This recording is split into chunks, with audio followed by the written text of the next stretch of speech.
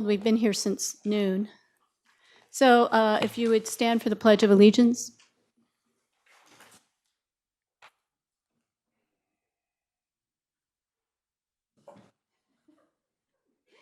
Ready, begin.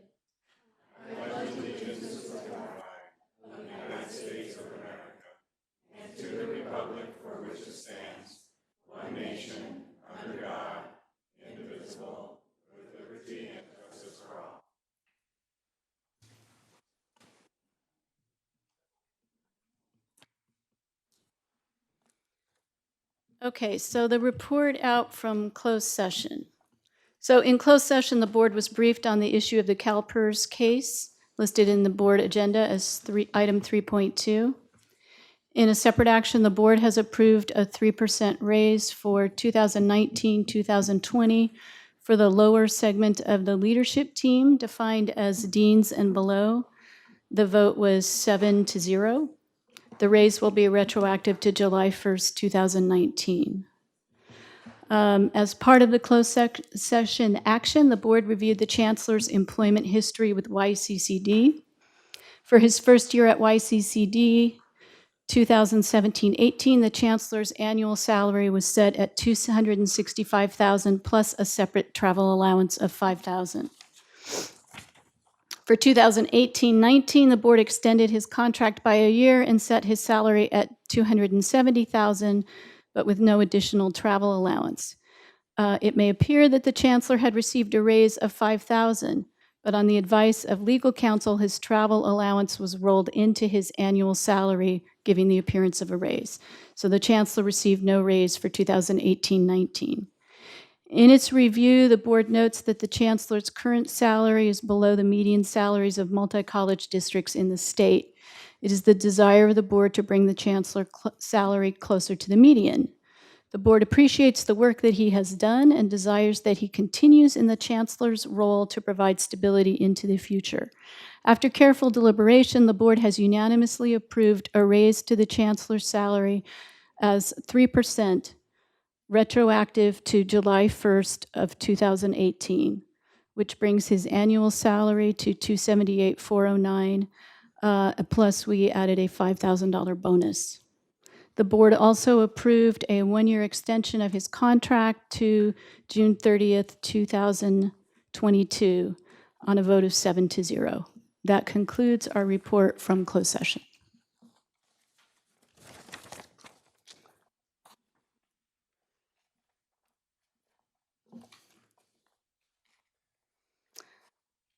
Okay, so our next order of business is 4.3, approval of the minutes of the June 12th, 2019 Board of Trustees special meeting. All in favor say aye.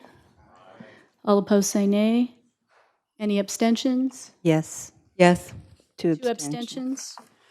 Okay, so Margie and Ann could not be here then, so they are both abstaining. Motion carries.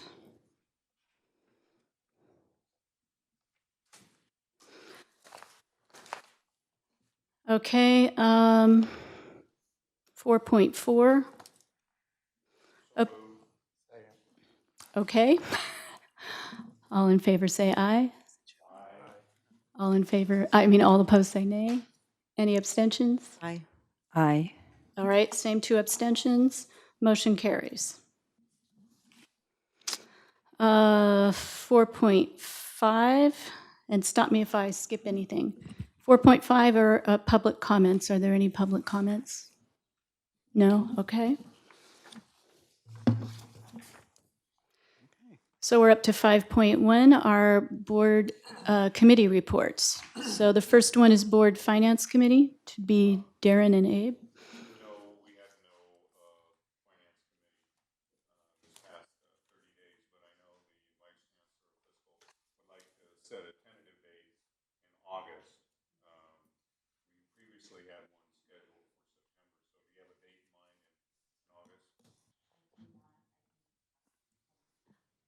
I do not. I believe Ciela is working to find a date that will work for the three of you. Okay, and then the Board Policy Committee report, we did not meet. Thank you. We did not meet because the constituent groups that approve the policies before they come to us do not meet during the summer. But the August meeting, I'm looking forward to have a meeting devoted solely to due process, because that's an ongoing thing. I have to check with the chancellor if that's going to be possible or not with our attorney, but it is certainly the hope of the committee that we can focus on due process. So we'll see. She will be. The August one? The August meeting. Wonderful. Awesome. Okay, so now we are up to the association reports, and I understand there are several changes, but first we have a student senate with Michaela Ramirez.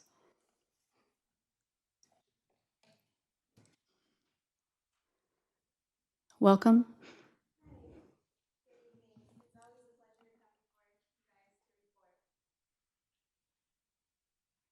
Thank you. Okay, good evening. It's always a pleasure to come before you all to report. I hope you all had a great 4th of July weekend. ASMJC has continued summer trainings to be ready for this upcoming year. ASMJC executives and senators continue to meet several times a week. We are confident our team will be prepared to serve our students. ASMJC has also continued working on resolutions that highlight our stance on various campus issues. On July 18th, ASMJC is excited to serve and volunteer at the annual Summer Sonata. Any questions? Thank you. Thank you. And do we have Francisca here? Is that a no from, okay. And then we have, next is CSEA with Tiffany? Yes. Good evening, board members. My name is Tiffany Versola, and I will be the acting CSEA president between now and the end of the term. And so I just wanted to introduce myself to you. I've worked for YCCD and the MJC community for about 15 years now, and so I'm really excited to move into this role and to provide some additional leadership to our constituent group.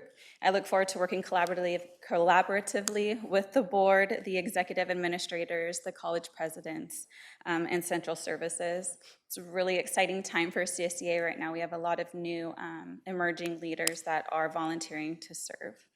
I want to thank the district and the CSEA negotiating teams for reaching a tentative agreement, which is on the board agenda tonight.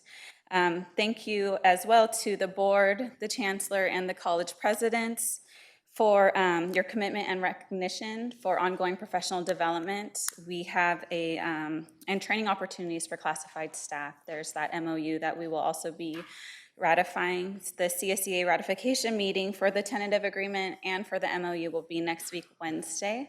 And in addition to that, I had the pleasure of sitting in on the board's special meeting today, and I was really pleased to hear that Guided Pathways is a board priority. I have been grown in student services under some amazing leadership, and I have had the opportunity to participate in some activities for implementation of Guided Pathways. And the movement is really beneficial for all students, ranging from inquiry when they inquire about our colleges to onboarding, as well as moving through their certificates or degree completion programs. So classified professionals are really just excited to partner in that holistic support service with them. Do you guys have any questions for me? No? Okay. No, but thank you for coming today. Thank you for your time. Okay, and then I have Alan McKissick up next, and I think you're going to be making some remarks on behalf of others too who couldn't be here tonight.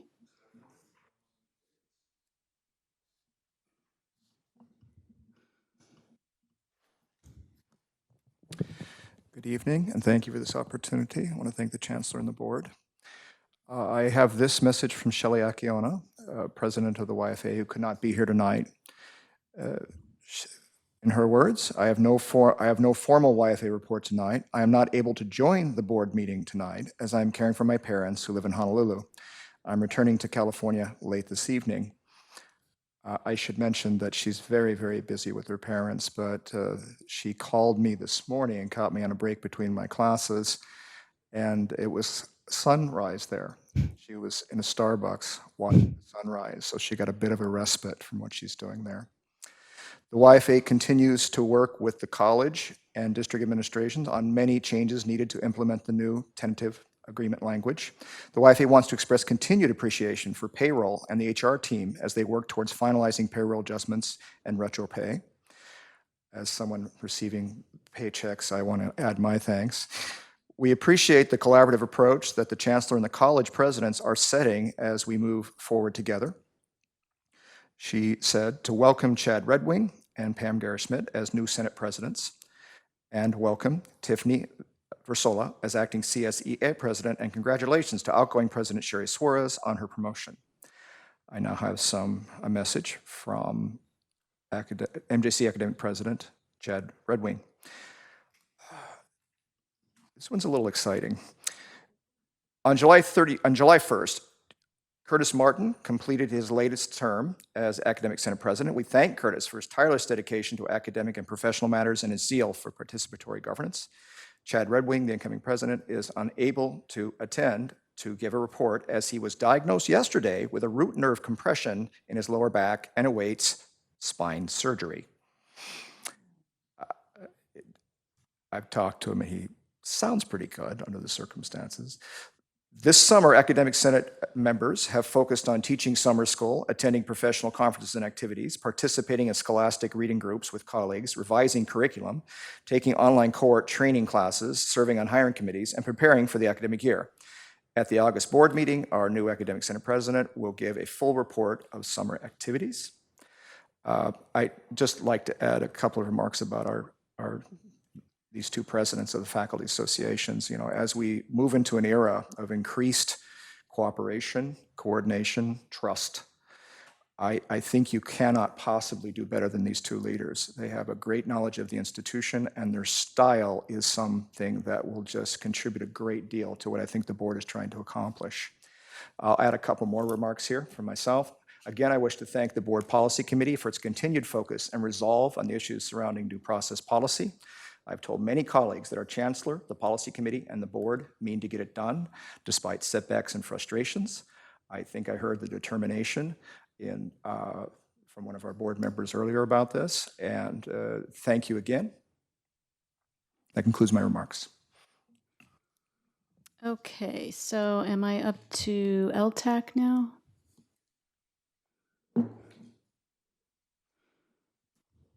Hello.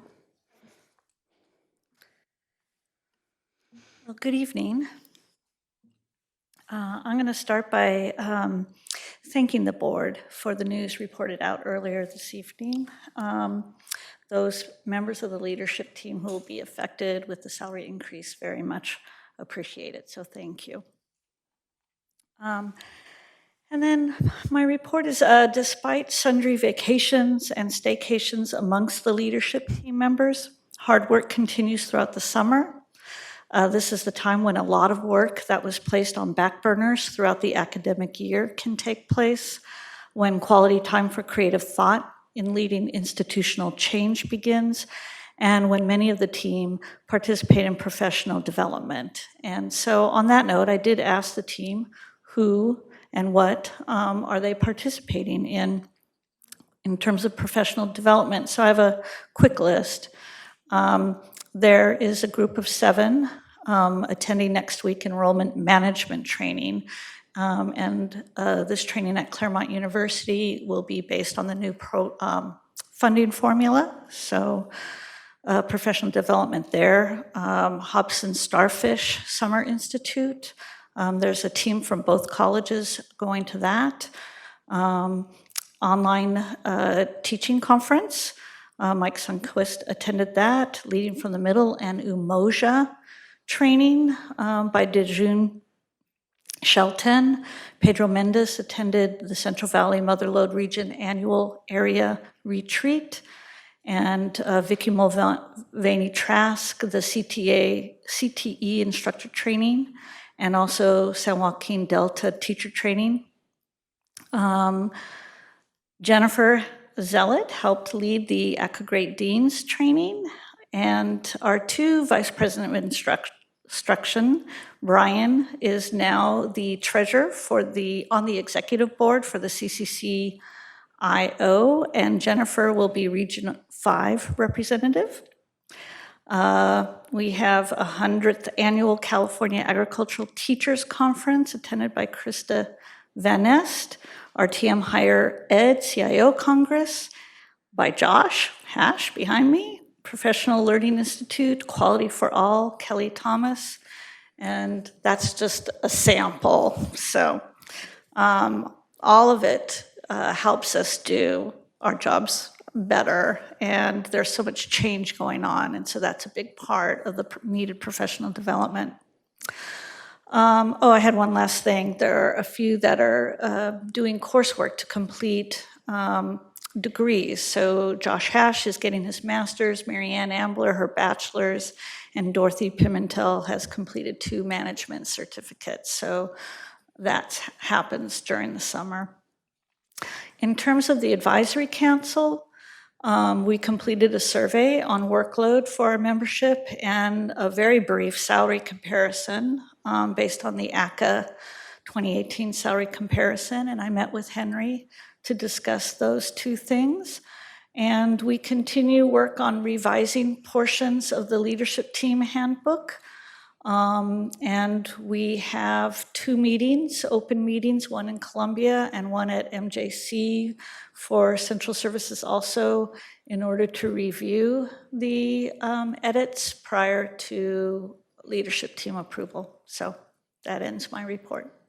Any Thank you. questions? No. Thank you very much. Thank you. Okay, so we are up to 6.2, activities and announcements.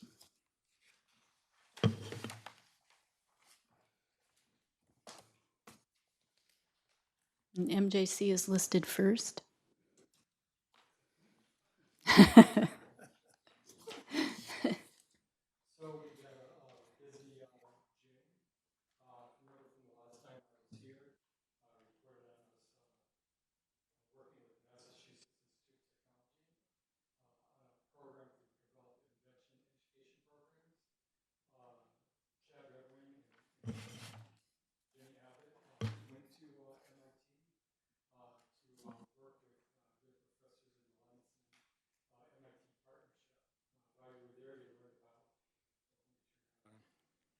Interdisciplinary inquiry-based, project-based education.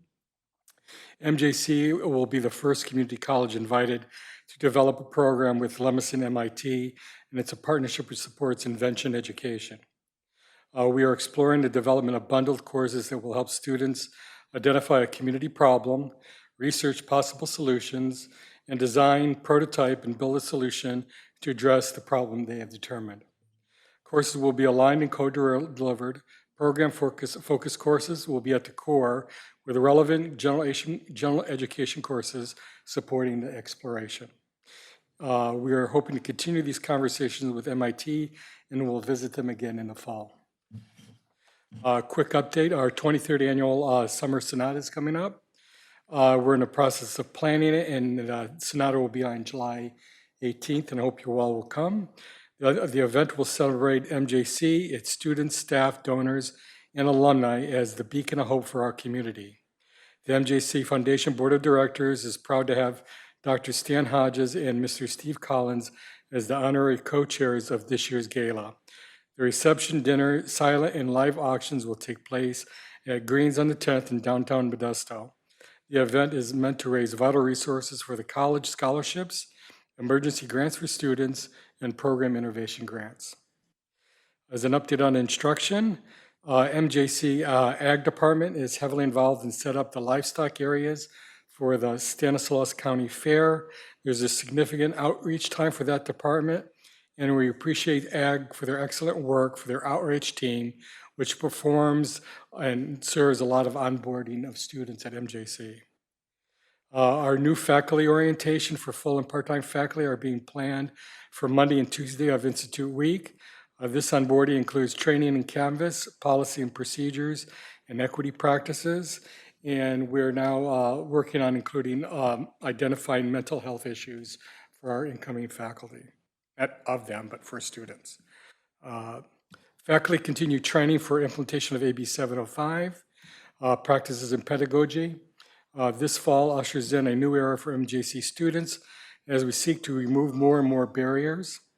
I attended a workshop for community college CEOs organized by the American Association of Community Colleges, and I presented a presentation entitled Nibbling Around the Edges of Success in reference to guided pathways. And finally, an update on summer TRIO activities. This summer, we have a total of 96 students participate in our 6-week summer program. High school students are dual enrolled in MJC courses, followed by academic support courses that focus on developing English, math, and science skills.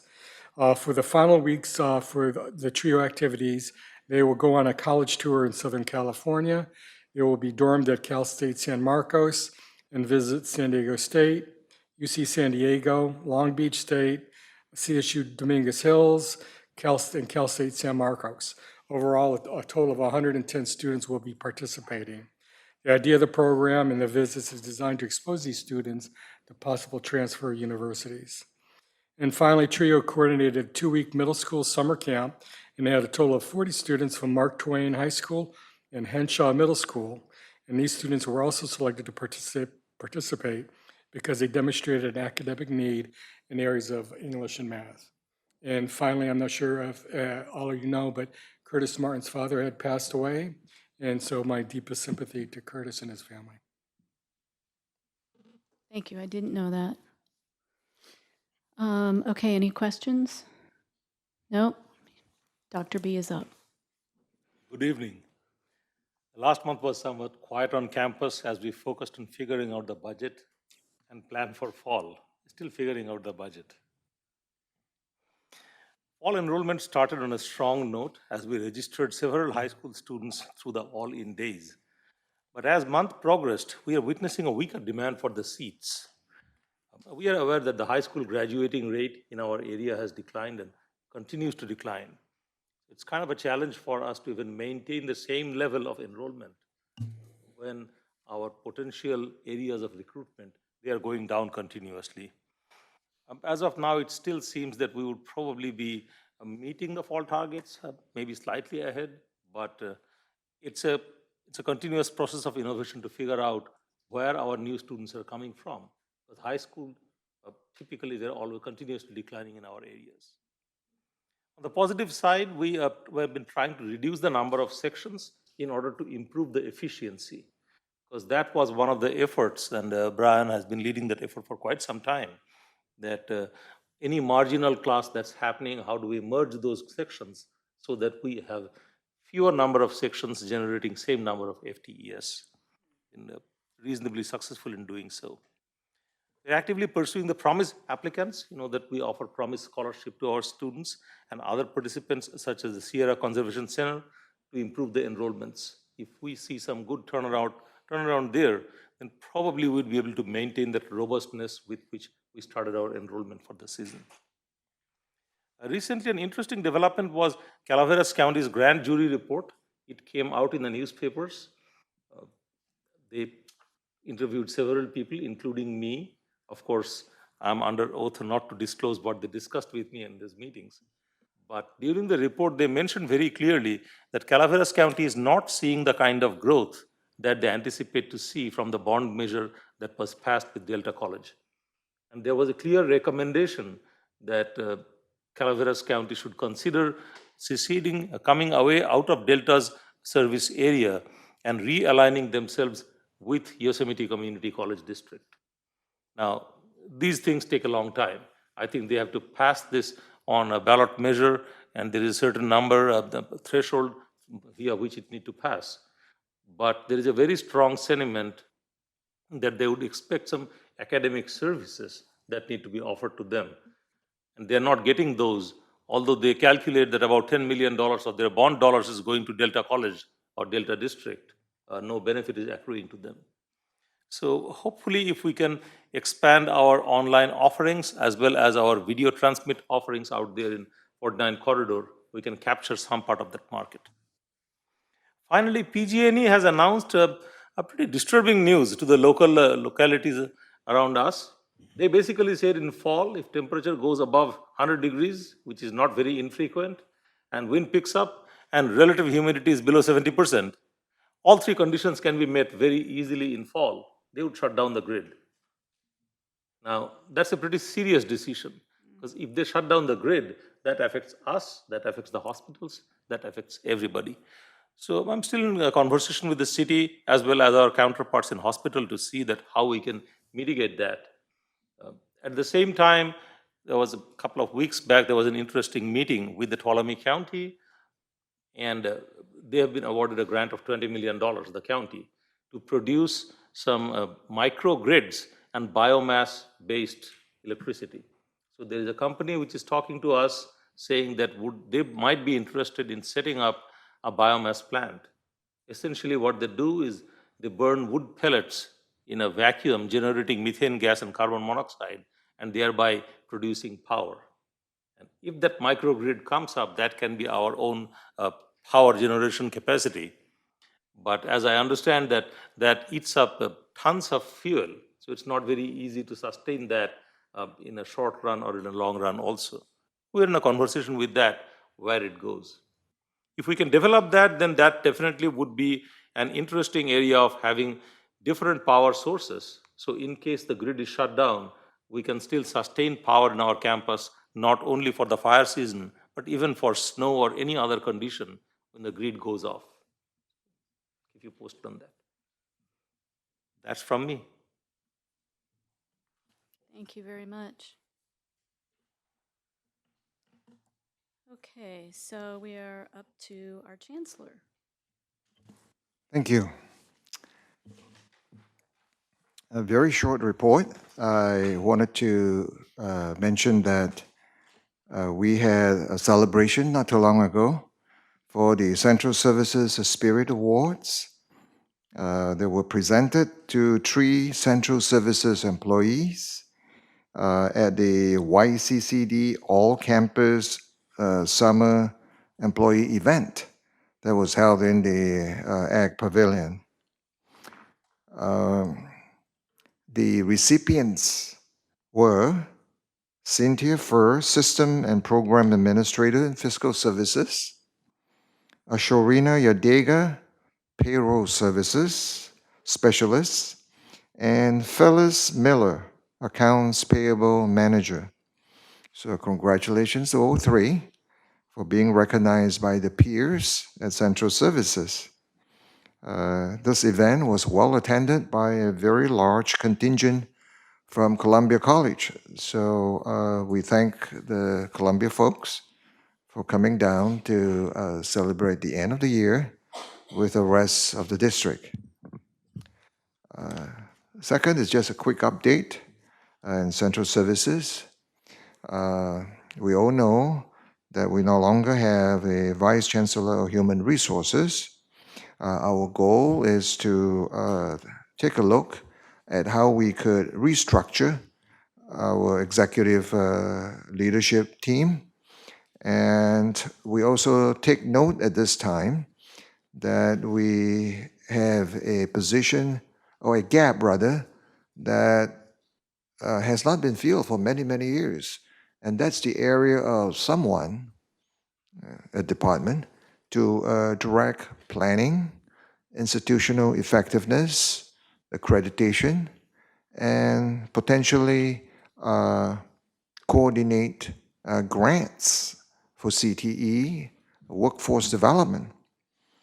We hope that we can find someone to come in and have that as a director level. So that's another vacancy to be filled.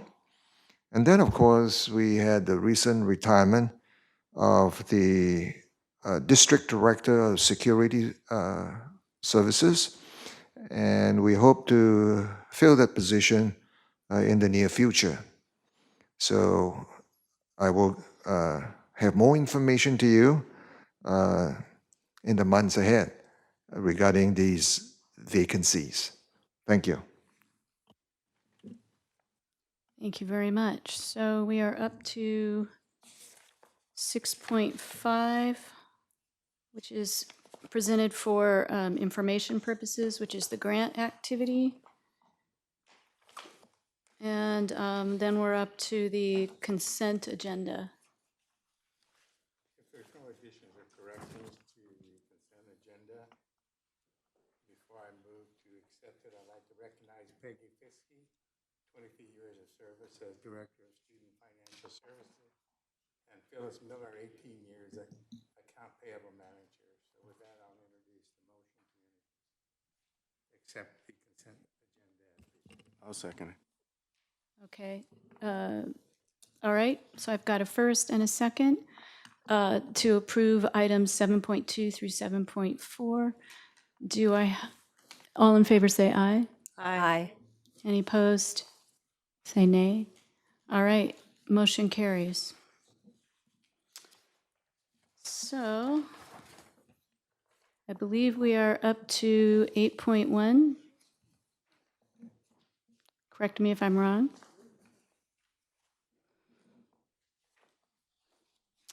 So this is the tentative agreement. The recommended action is that the Board of Trustees approves the 2019-2020 tentative agreement regarding salary and benefits between YCCD and the CSEA, pending successful completion of CSEA's ratification process, which is attached to our agenda. So do I have a motion from? Second. Take your pick, Graciela. Okay, all in favor say aye. Aye. All opposed say nay. Motion carries.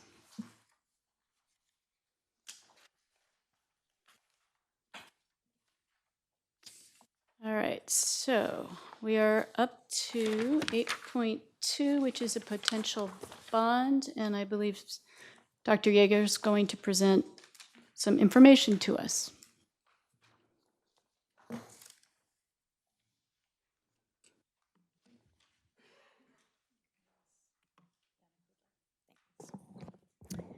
Good evening. Yes, I will present information, but I'm going to call upon our facilities director to help us out. So, Excellent. Good evening. Good evening. When we look at the future for our facilities, we have to look at our long-term investment in those facilities and also look at the funding sources, the history of where those dollars came from and where we are today. So we're having a little bit of a recap before we go on to the future slides. The initial investment in our facilities comes largely from Measure E, Proposition 39, scheduled maintenance, and strong workforce. You can see the allocations here from each of those areas that we've received money to enhance and upgrade our existing facilities. The renovation and upgrade of these facilities is all to support the mission of the colleges. That's what surrounds this, which is why the bond measure was strongly driven by the facilities master plan that were issued for both of the campuses. Industry standard tells us that we should invest 1 to 2% in our current facilities annually. And let me take this. One of the data points that we use to take a look at that is the facilities assessment. A facilities assessment team is a third-party independent team that comes onto our campus from the community college system, and they do not have input from the district.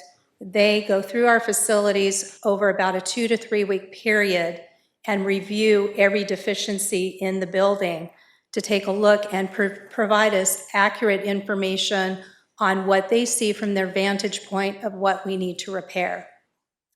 We had these studies done, or these assessments done, in 15 and also in 19. What you can see from these totals is that in 15, we had 136 million of repairs needed, and in 19, 152 million. When you look at repairs, what does that mean? It means a lot of different things. That means, according to the assessment team that was here, what they saw, if they repaired every deficiency on the 3 sites, this is the amount of money it would cost to repair all of those deficiency as of January of this year. So as we depreciate, those things change within our system.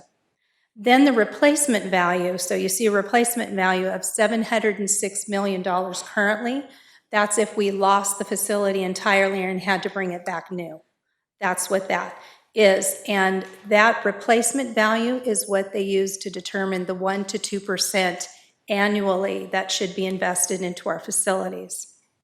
So you see that figure below, and you can also see we've had 11%, almost 12% increase between 15 and 19 in the repair area.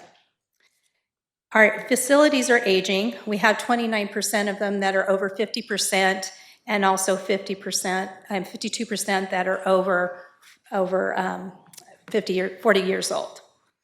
Our facilities assessment information, so this page that we're looking at, I'm going to use only a couple of columns because we could spend probably about 4 hours talking about this information. And remember, I love facilities, so I could really use that time. This is a life cycle analysis, and this is of the music building. If you remember last month, the 5-year plan was presented to you, and we do have an initial project proposal through the state of California that we are asking for funding for the music building.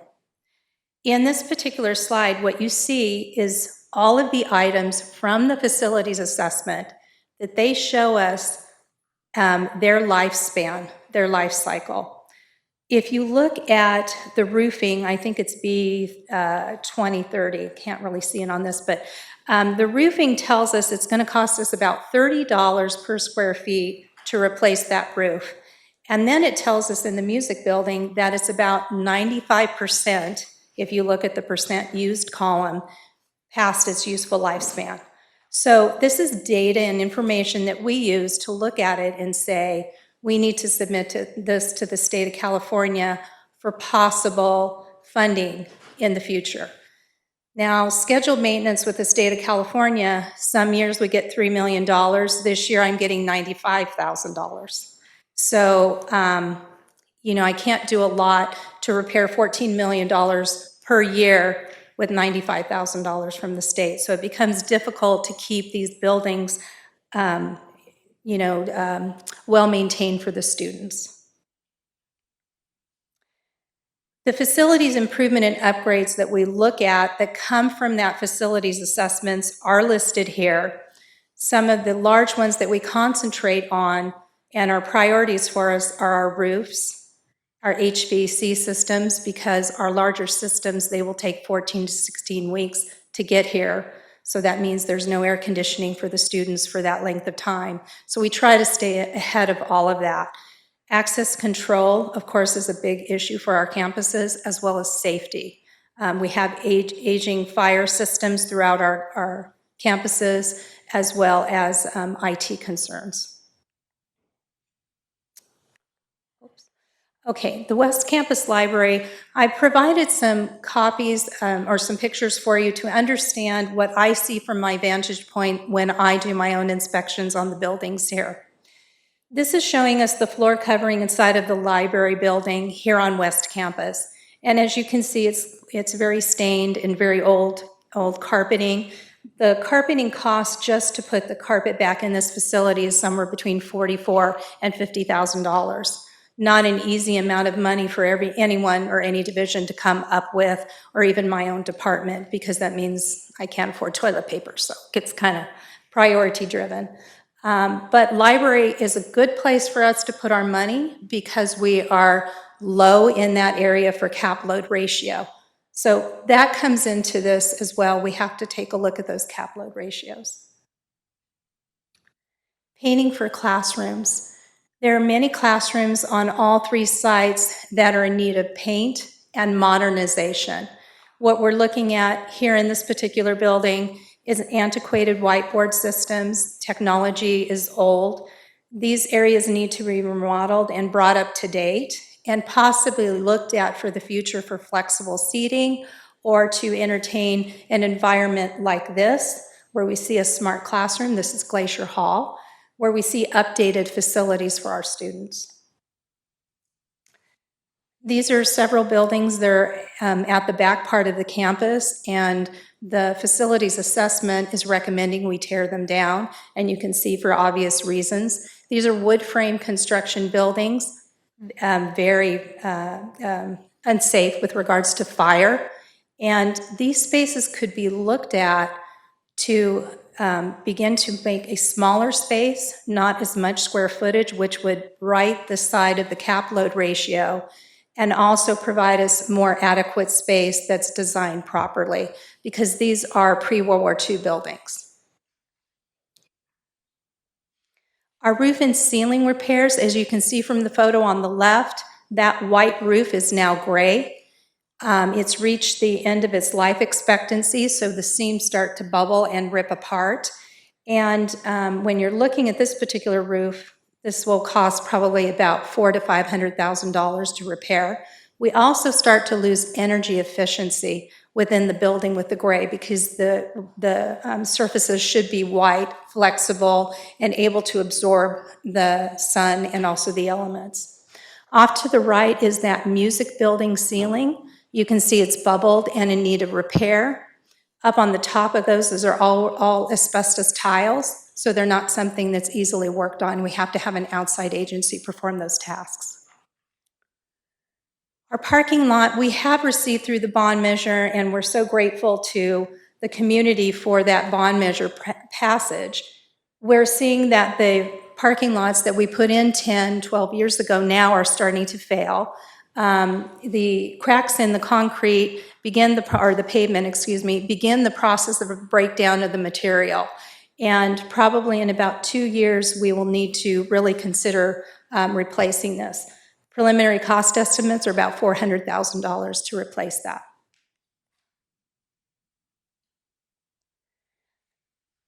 At some point, we would need to get with the colleges to take a look at those instructional educational facilities that are no longer being used. These abandoned buildings that are on campus, we need to know if the campus has any intention of looking at them, or if we drop them. And in these cases, the facilities assessments tells us that it would cost us more to repair them than to drop them and put brand new buildings. So those are considerations and discussions that we need to have with the colleges. In addition to where we've been and the things that we need to talk to everybody with regards to the building conditions, we also have to take into account the state guidelines that are proposed from the state of California. And I apologize to the board, I have one misspelling in this slide. Lab should be office. It should not be lab. The state of California is looking at increased size allocation. So again, that's righting that ship from the cap load ratio. So they are looking at giving us a formula based on more square footage per student in lecture and also in office space. And this is success driven, which is why they're looking at that. In addition, from the large capital outlay, they're looking at considering projects only that have a match. So that music building that is moving forward, if it doesn't have a match, even though that building is plus 65 years old and in desperate need of repair, it's not going to be considered without that match if that portion passes. Executive Order B1812 did pass in 2012. We are a little behind the state as well as our campuses in meeting these goals that they're setting forth for us. They're asking for greenhouse reduction, and they're also asking for renewable energy and also efficient cars. Where we see it in the building industry is in the 50% that they are requesting in net zero buildings by 2025. And by 2030, that will be 100%.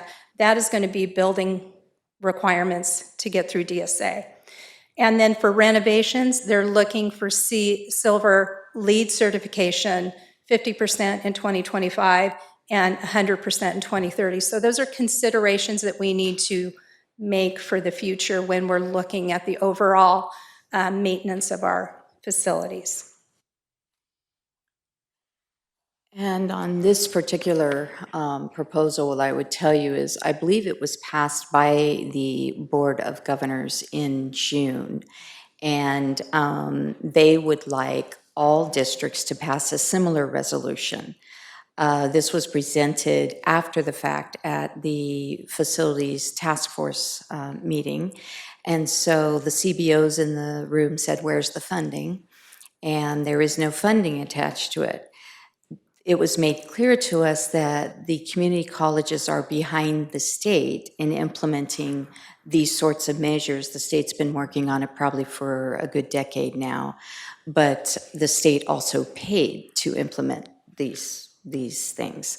So there was a spirited discussion at the table, but this is the direction we're going. And so I know that before I left the chancellor's office, I was starting to put up the warning sign because we narrowly averted having to report our carbon footprint in some legislation that was going that year.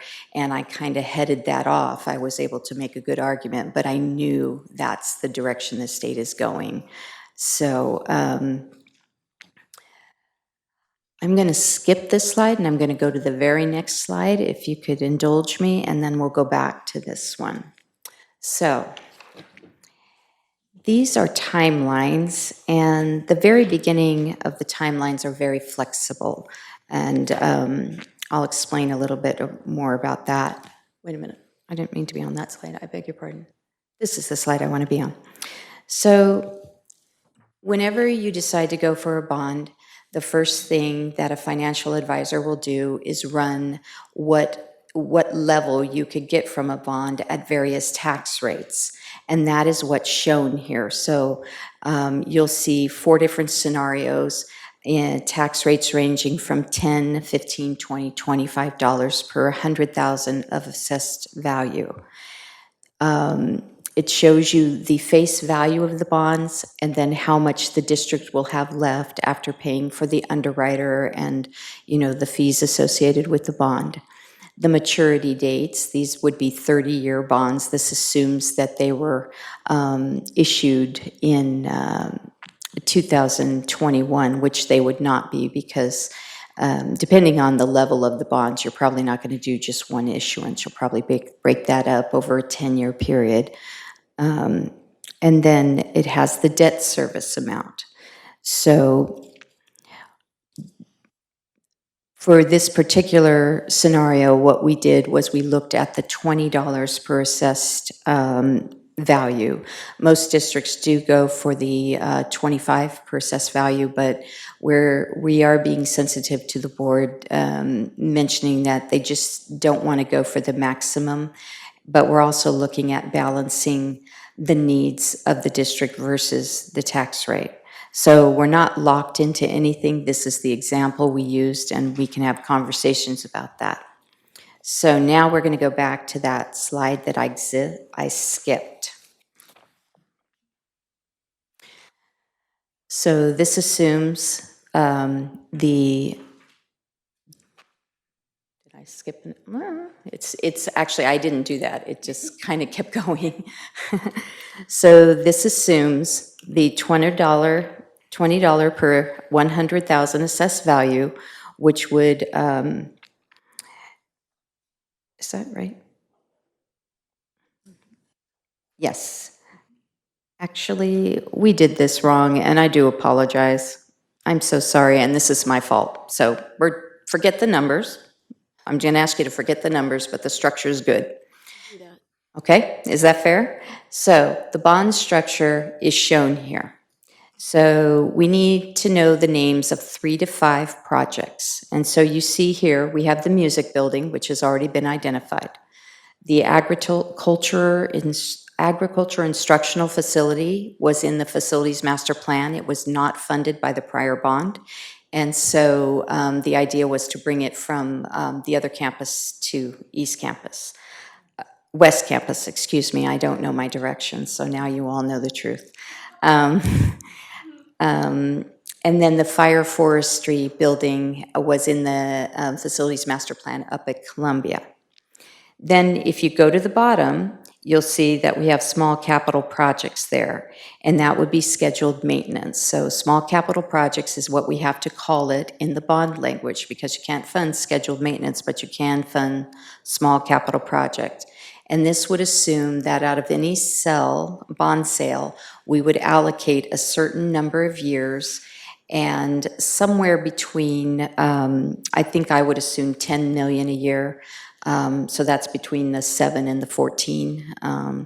So, you know, that is negotiable and up for discussion, but I went with the 10 million in whatever configuration we choose. So then this leaves that middle band. That middle band is where the project list goes. And we don't have a project list yet because we're at the beginning of this process. But we will have a project list when it's time to start talking to the board about the results of the survey, some other items. So we will not ask you for a bond resolution without a list of projects. So what will happen is that if the board provides direction tonight that we should move forward with exploring the opportunity for a bond, we will do that. We'll assemble the bond team and we'll move in that direction. But we won't fully define this area. You want to leave some room. So, you know, let's say it was 250,000 in this area, in this gray area. We're not going to define $250,000 worth of projects because you do want to leave some room for unanticipated projects that come up or, you know, basically unanticipated projects. But for the most part, you will have a defined list of projects.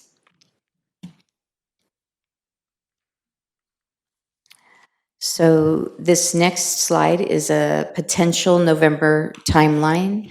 And I'm going to tell you that the top part concerns when we assemble the bond team, and or we want to move that up a little bit.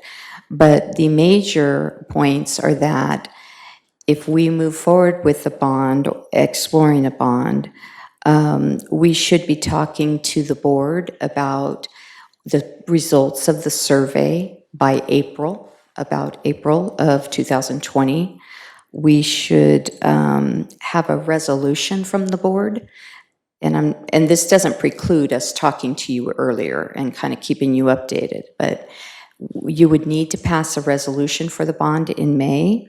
And then we would need to submit the resolution by June 17th to the election board. So we are assuming the November bond.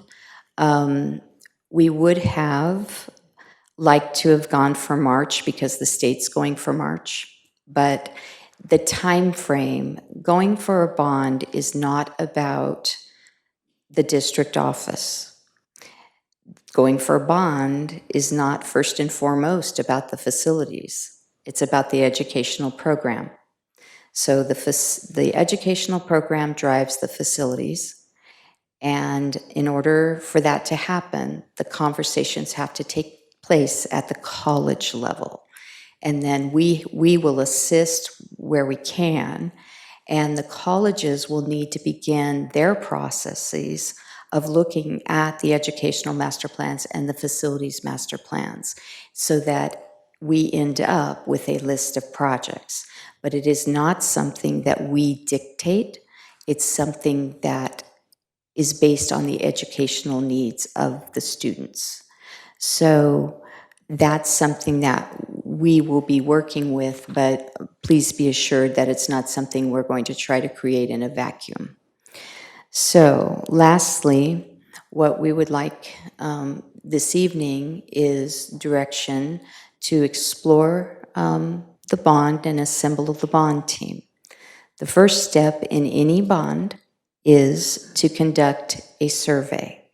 The survey gives you an idea, well, it gives you more than an idea. It tells you whether, it will tell you, yes, you can pass a bond. I mean, you're 77%. That's a go.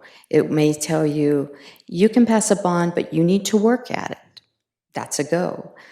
You could pass a bond, maybe, but you're gonna have to work really hard and luck will need to be on your side. That's a no, because you don't want to lose a bond election. And then sometimes the answer is just, this is not going to work out for you. So, and let me back up for a moment. What we've done, we have interviewed, we received proposals from 3 different bond survey firms. We interviewed 2 campaign or communication consultants. We interviewed 4 financial advisors or financial advisor teams. And then David Kosnoka is one of the best bond attorneys in the business. He's our current attorney. He has been incredibly responsive to the district, and so we would like to continue working with him if we go for a bond. So from those people that we've interviewed, there were different ways of thinking. Some people were alone, so they separate roles for everyone, separate contracts with the district, whereas others were in teams, meaning the contracts were within the team. What we decided, the strategy we wanted to move forward with, was to have separate contracts with each individual so that they could give us their best advice based on their expertise without, and we could be confident in what they were telling us, that it wasn't dependent on, if they say yes, then they get the financial advisor contract, if you will. So that was our strategy. And so John Fairbanks from FM3 Research, the added value there, that is $33,850. It does have to come out of general fund. The added value is that he did our survey last time, and that, so there's a lot of data to be mined there. Now, if you do a survey and the answer is no, then it's over. You're done. That's it. And we just, and even though we would have spent $33,850, we will still get some good data out of that we can use moving forward. For a campaign consultant, Jared Boygan from TBWP Strategies was one of the gentlemen that we interviewed. That is also out of a general fund. We would need to work on negotiating his monthly amount. He would help us along with the bond survey. The bond survey is a lot more than just asking, will you vote for a bond? There's a lot of test questions so that you really understand what the tolerance is for your voters, what they will vote for, what they won't vote for. There may be things that we're not thinking about that they really want to see, so that's the point of this survey. Next up, we have the financial advisor, which would be Adam Bauer from Fieldman Rollup and Associates. Oh, I'm sorry. I do this all the time. I'm so sorry. Adam Bauer from Fieldman Rollup and Associates. He is paid from bond proceeds. He basically, he will provide some services before the bond is passed, but mostly he begins work when, such as the strategy, he runs our numbers for us, but he gets paid out of the bond per transaction, and then $2,800 per year from the general fund for compliance documents. And lastly, we have David Kosnoka for straddling. He gets paid an average of $65,000 for bond commission, and then $18,000 for disclosure for each sell that we do. And I think for Measure E, I can't remember, I think you might have done 2 or 3 sales, and I'll have to check that for you. So that is the results of quite a lot of investigative work that we've done, and we are asking for your direction. Any questions?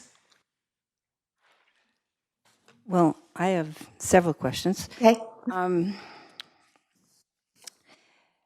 If you go, let's see, if you go to the page on the potential 2020 bond election summary, it was the page right after the page that we skipped. It's about back 4 pages. The calendar, or no? Yeah. Yeah. When we did the Measure E bond, if I remember correctly, the amount of debt service was double the amount of the bond. So the bond was 326 million, and the debt service was over 900 million. How can you explain to me how this is less than double the, or maybe I'm misunderstanding it, but It's about that. I think it's 1.91%. So it's almost double. the previous bond was 3 times as much. You may have had higher interest rates possibly. I'm not, it's the interest rates are going to change that. So this is run off current data, Okay. both our assessed value and current interest rates. So Okay. And then I have a question that maybe can't be answered, but it's important to me that this, of course, hurts people that own property. It's real easy for people that, just rent to just say, sure, But it affects farmers greatly. And in the last bond, we made a promise in my area, in Patterson, that we would build a center there. And that is how we sold the bond, that we would build a center there. And it's not our fault that the state changed the rules, but there is no center in Patterson. We purchased some property that's just sitting there. I know the chancellor has been, looking at what we can do with that, but the perception of the people in that area is that we made a promise and we didn't keep it. And now you're asking for more money. So here's what I would like to explore. I have no idea if it's possible, but instead of, and this might not work for those 3 buildings that you had specified, but go back now to that other page. You said during your presentation, if I heard it correctly, that scheduled maintenance cannot be funded by a bond. we call it capital, small capital projects. So we are funding our scheduled maintenance over a 10-year period. Okay, because the things in the middle in the gray, those sound like scheduled maintenance. No, the things in the middle are actual projects. So you may. They can or cannot be funded by the bond? Can? Can. Okay, fine. The So, things in the middle, Anne, let me just be clear. You may choose to remodel an entire building. You may choose to drop an entire building and build a smaller, more efficient building. So, but the crux of this bond would be toward renovation, remodeling. okay. So the thing that, if it isn't possible, it should be, but instead of getting all the money like we did before and earning interest, which was nice, that's how this building came about. It was never part of the project in the beginning. Why is it possible that if we were to go forward with this bond, if it were to pass, that we could wait a year if it passed and not finance it as a bond, just take the revenue that was in that year and use that towards roof repair, energy renovations, access control, or do some combination so that the people that are paying for this would pay We a have lot left. no authority. The only way that the taxes get collected, which is the revenue, to pay is to pay debt service. We have no authority to beyond that. So we couldn't just say, oh, just pay what you would in tax and we'll build. So, So you have to have debt, yeah. have a bond. Now, I'm not sure how you did it last time, but we need to expend whatever we do in a bond sale. we need to expend within 3 years. So I haven't checked into that too closely because I don't want to know, and I'm not going to ask. So, but we need to expend within 3 years so that we don't run into arbitrage issues. So we will be very carefully planning the cash flow, and it will be made very clear. We don't want money sitting, we want money working towards projects. In some ways, on the last bond, I know people were disappointed by the centers, and I'm aware that there was an op-ed or something published in the newspapers to explain. But that is something that actually will be tested in the survey, and then we are going to have to, the campaign consultant, that will be one of his jobs, is to address some of these issues and help us address them. We will need to use a campaign consultant in some capacity. We will need to, because we currently don't have a PIO at the district level, and right now the PIO at MJC level is open, and we're working to, I know MJC to refill, but honestly, that's where we are. But to the extent we can do for ourselves, we will, but these are things that need special handling. Okay, my last question is on the Assemble the Bond team. You have John Fairbank first, that he would do a survey. I know you said if it turns out unfavorable, that's the end. If it turns out favorable, that doesn't mean we're committed to it. We will vote at a future time whether or not to go forward. Is that correct? Well, the expectation would be, and we would come to you with the survey results. So I think at that point, you may want to affirm your commitment or lack thereof, because you really don't want to go up to the edge and then say, no, we're not going to do this. So I think that, having more information is going to help a lot about the possibilities and what people really think. And I think it may be worth even a special board session so that Mr. Fairbanks can explain the nuances in the data to you and how it compares with before.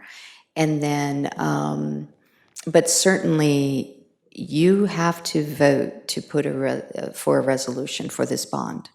And if you don't do that, there will be no bond. Okay, it's just,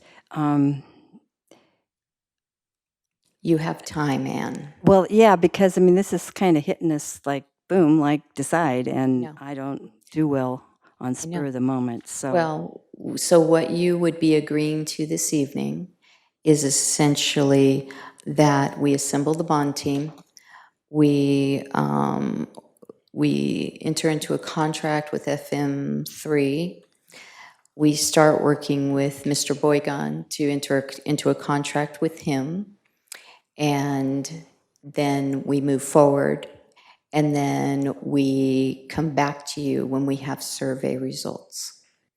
And I think that will give you much more data about how this community feels, what they want, what they don't want. And again, if the answer is, yeah, if you work really hard and it doesn't rain that day and, all the luck is with you, that's actually a no in my book. I don't mind working hard, but I don't want to lose a bond election, because then when we go again, it will be even harder. But we'd be agreeing to hire a campaign advisor before we know the survey results, based on what you just said. We need the campaign person's help with This is- advising us on the Survey? yeah, with both of them, yeah. Thank you. Okay. Are there other questions? Here, I have a few. Thank you, by the way, for gathering all of this information and presenting it. The proposed bond that you've outlined is a measure across the entire footprint, the voters across the entire footprint of the Yosemite Community College District? Yes. Okay.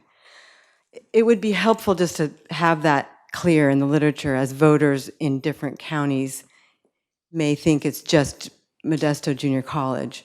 And and accompanying that recommendation would be to read, for the staff to read Calaveras grand jury report, as Dr. Bondapatier mentioned, because of the nuance of the feelings about how Calaveras County voters may not have benefited from Measure E.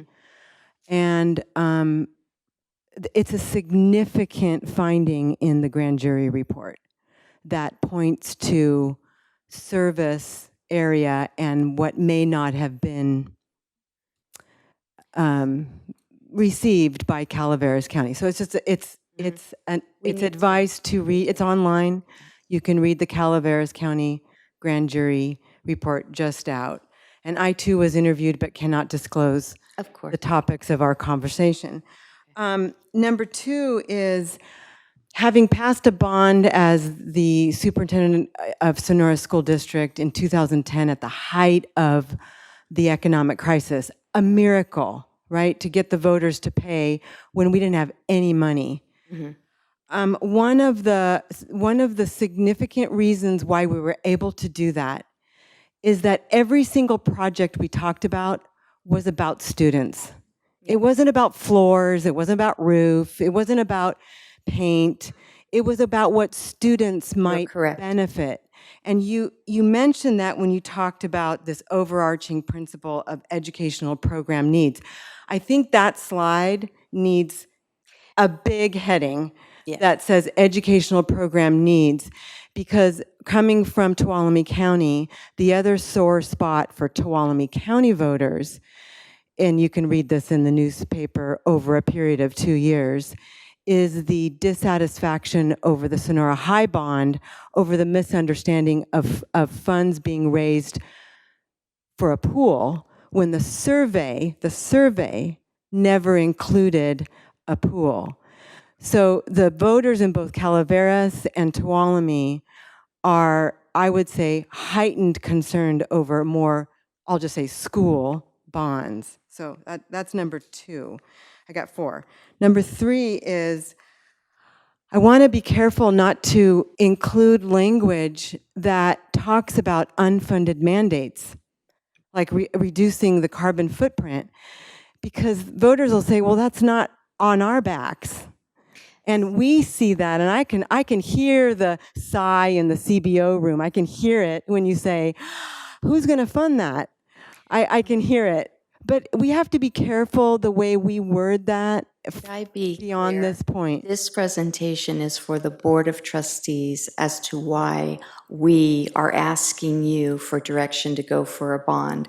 This would never Susan, go out like I'm this. giving it to you. Yeah, I appreciate I'm it. giving you my input. Right. Be careful on how I wouldn't support that approach.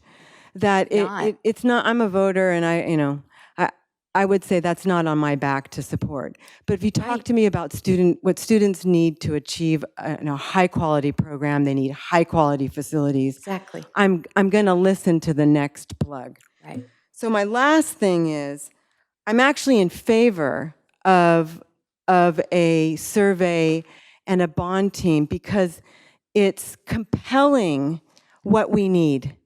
I mean, it is compelling, and you've presented a compelling story with a few tweaks that I've suggested, if you're willing to do so. Of course. But it's a compelling argument, because the state isn't funding facilities, and they themselves are passing a bond in March, or trying to pass a bond in March to give schools funding to do so.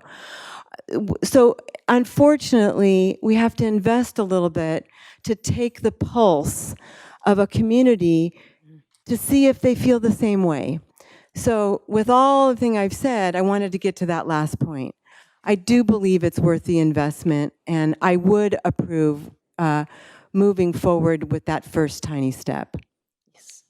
And Margie has just laid out very eloquently why we need that communication consultant, because they will change the words. We will not focus on we will use words like upgrading, improving, modern educational environment, words that focus on the student experience in the classroom.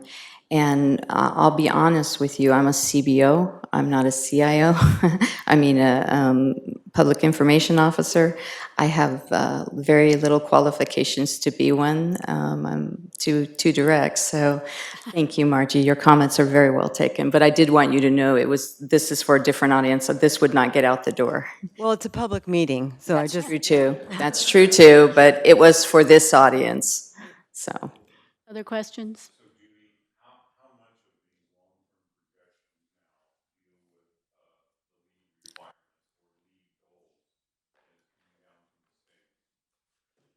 Are you talking about the allocations that we're talking about for the small capital projects?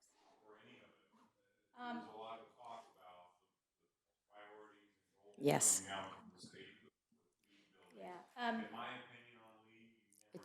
it's too expensive. Yeah.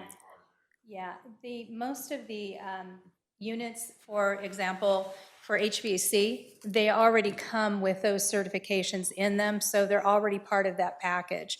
When you look at the GeoFlex components that we put on the roofs in the past, they already have those components built into them.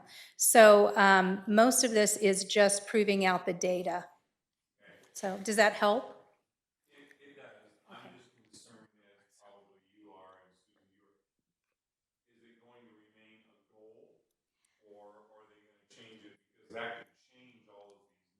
Yes. They got a lot of pushback at the meeting on that lead because all of us know that we pushed for lead equivalent. This did not go through a participatory governance process. It didn't even go to the facilities committee before it went to the Board of Governors. And so we asked that there be a lead equivalent because we don't want to pay for the lead name. You can still be equivalent because a lot of times that increment you're paying for that label is too much. Right, There's best practices that can be put in place that achieve that same thing. correct. The other thing I would add is in the pictures you put in your presentation, make a very good point, and that is cheap is cheap. And, sometimes when you're putting your project together and your contractor or your committee or whatever you want to call it comes forward with a rug option or something like that, as you pointed out, those have immense, as you pointed out, replacement costs. And if you're going to use a rug material or carpet or whatever you want to call it, you better go ahead and put in the little extra dollars to get the best bang for your buck or come up with an option that is not so expensive. So I'm just throwing that out there to keep that in mind. I know you already know all that stuff. And the other thing I'd like to say is when we start putting this all together, I don't want to see any capital appreciation bonds in any of this. I think Done. if you look at the reason why our debt service is so high on Measure E is a number of these, when they were either originally issued or reissued under a refinance, they were made into capital appreciation bonds. And you're looking at 400 to 500% interest on a capital appreciation. It is ridiculous. And in fairness to the taxpayers, I myself as a trustee, I cannot support that again. I wasn't here caps. initially, but I won't support it. No caps. I agree. So, but right now I would support moving forward on this. Could you let us know if we went to the edge with the survey and then the answer after the survey was no, how much money would we have it spent up to that point? I would say we would have spent the 33, and let's say, let's just assume the $7,000 a month, which I don't know that that's what it's going to come out for Mr. Boygan. So let's assume, 3 months, another 20,000, another 21,000, maybe 4 months. So somewhere in there, 28,000. I guess he's at 7,500, but I'm working on that number too. Okay. So we're talking, what, over 60,000? Yeah. Are you All okay with that? Comparing us to Modesto City Schools, when you look at the numbers that Judy has compiled, long-term, don't even come close to what numbers Modesto City Schools. Their long-term facility debt is about $1 billion. So when you look at how well we've done with both our new construction and revitalization under Measure E, and we've gotten these numbers down to where they're at, hats off to Judy and her team and everybody, because we're not even close to what Modesto City Schools is. So I think we must need a motion about whether we're going forward or not.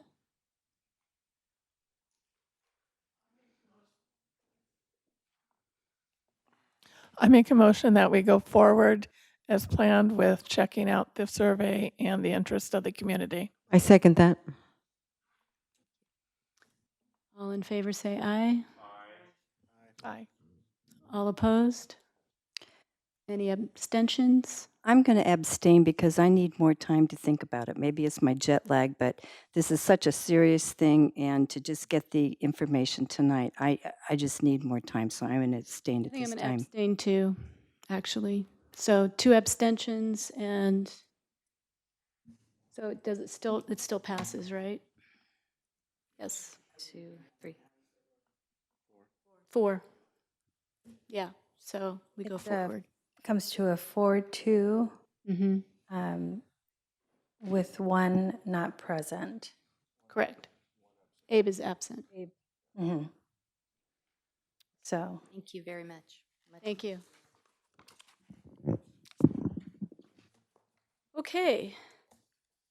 So we are at 9.1, comments from the Board of Trustees. So let's start with Savannah, yes. Yes, who was so sweet and came earlier today and then had to twiddle her thumbs for a while. I'm sorry.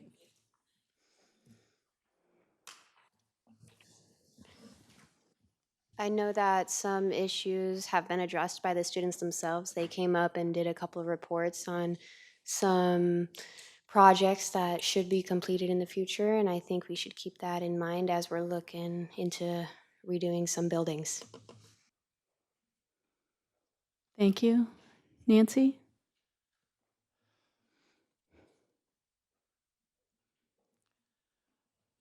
This has been a crazy month. I really don't have too much. The only thing I was doing was today was the Great Valley Museum had a board meeting, and of course, my first commitment is here, so I had to miss that meeting. We did not have a policy and procedure meeting this month, and I had a lot of personal issues, so that was it for me. Thank you. Margie? I want to add that the grand jury report does give us the opportunity to, or get the permission to cross imaginary or established college boundaries to serve students over there. So it's really actually a very good report. And that I work with the Columbia College Foundation, and we're working to look for unoccupied storefronts on Washington Street and do a pop-up for Columbia College. So more news on that to come. That's all. Thank you. Anne? Well, I've been having a lot of time away from Modesto, and the only thing I was able to attend was Linda Hoyle's retirement celebration. Thank you. Antonio? Okay. Microphone is weird. Fidgety? Oh, it turns on. Yeah, it does. It wants me to speak, and I haven't been able to speak. I had a couple of meetings this month. One of them was with our superintendent, with Chancellor, and another one was with one of the Stanislaus County's larger school district superintendent, and we had a really good meeting about just the different ways that we can help each other with recruitment and just helping our students transition easier from high school to our hopefully this way to our college. So, and that's it. Thank you. Darren?